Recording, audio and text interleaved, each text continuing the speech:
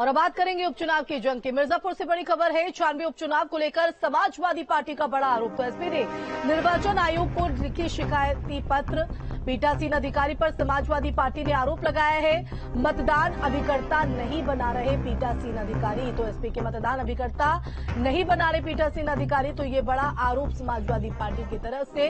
तो उपचुनाव की जंग जो है यहाँ पर दिलचस्प होते हुए मतदान जारी है। इस बीच 96 उपचुनाव को लेकर समाजवादी पार्टी की तरफ से ये बड़ा आरोप। तो समाजवादी पार्टी ने निर्वाचन आयोग को इस पूरे संदर्भ में शिकायती पत्र भी लिखा है, जिसमें पीठासीन अधिकारी पर समाजवादी पार्टी ने आरोप लगाते हुए कहा कि मतदान अभिकर्ता पीठासीन नहीं बना रहे हैं अधिकारी, और एसपी के मतदान अभिकर्ता भी नहीं बना रहे पीठासीन अधिकारी। तो ये बड़ी जानकारी आपको बता रहे हैं। तो लगातार मतदान भी यहां पर चल रहा है, लेकिन इस बीच संवाददाता सुशांत हमारे साथ मिर्जापुर से लाइव जुड़ गए। सुशांत, आपका रुख करना चाहेंगे। 96 उपचुनाव को लेकर समाजवादी पार्टी की तरफ से एक बड़ा आरोप, और इस संदर्भ में निर्वाचन आयोग को एक शिकायती पत्र भी समाजवादी पार्टी ने लिखा।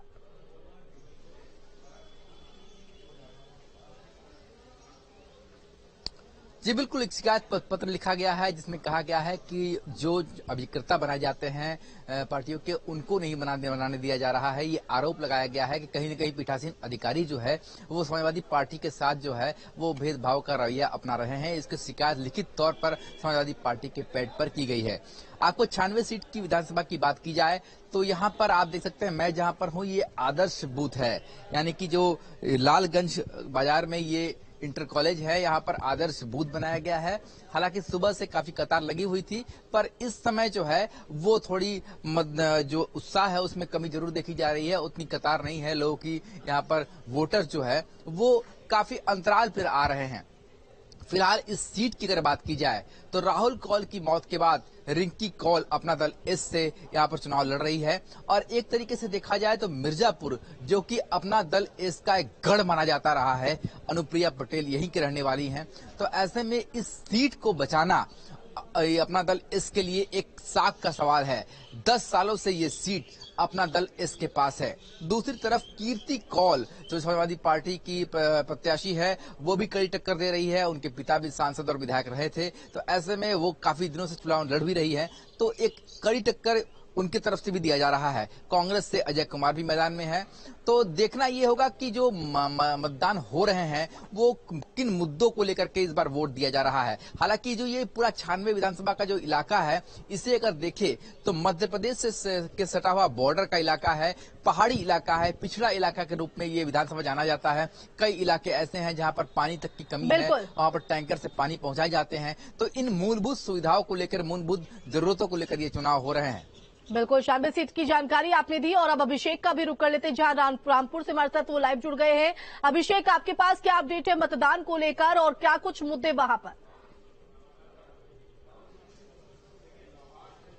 हाँ, देखिए मैं बता दूं, उपचुनाव है ये आजम अब्दुल्ला की सदस्यता दोबारा निरस्त होने के बाद उपचुनाव हो रहा है, और जो उत्साह होना चाहिए मुख्य चुनाव में होता है, यहाँ उत्साह कम है।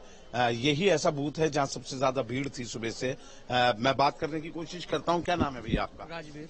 राजवीर, ये बताओ, उत्साह तो कम ही दिखाई दे रहा है, इक्का दुक्का लोग निकल के आ रहे हैं। जी हाँ। वजह क्या है कि बार बार जो चुनाव हो जाते हैं? जी सर। उधर देख लीजिए कैमरे की तरफ। अच्छा, क्या मुद्दे हैं इस बार, क्या लगते हैं? मुद्दे सही चल रहे हैं सर अब। अच्छा, क्या लगता है किन चीजों को लेकर वोट डालने आए हो? मोदी योगी की तरफ से वोट डालना है।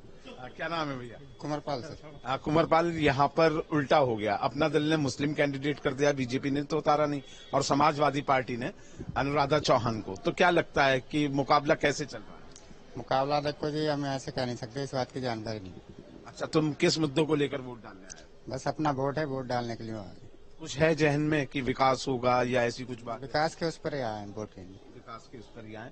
आप देख सकते हैं कि सुबह तो यहाँ पे लाइन थी। हो सकता है कि अभी धीरे काम निपटा के लोग आए, और भी बूथों की आगे जानकारी देंगे, लेकिन इतना जरूर है कि ये उपचुनाव अब अब्दुल्ला आजम की सदस्यता बिल्कुल। लेकिन अभिषेक, आपने कहा कि उत्साह जो है वो कम लोगों में देखने को मिल रहा है, इसके पीछे की वजह क्या मानी जाए? देखिए, उपचुनाव होता है, और यहाँ दूसरी बार ऐसा हुआ है। अब्दुल्ला आजम जो आजम खां के बेटे हैं, उनकी दूसरी बार सदस्यता निरस्त हुई है। 6 साल में यहाँ 4 बार चुनाव हो चुका है। अमूमन 5 साल में विधानसभा का चुनाव होता है, लेकिन 2 साल कार्यकाल पूरा करने के बाद जब पिछली विधानसभा का सत्ता, तब अब्दुल्ला आजम की सदस्यता चली गई थी, तब फिर उपचुनाव हुआ।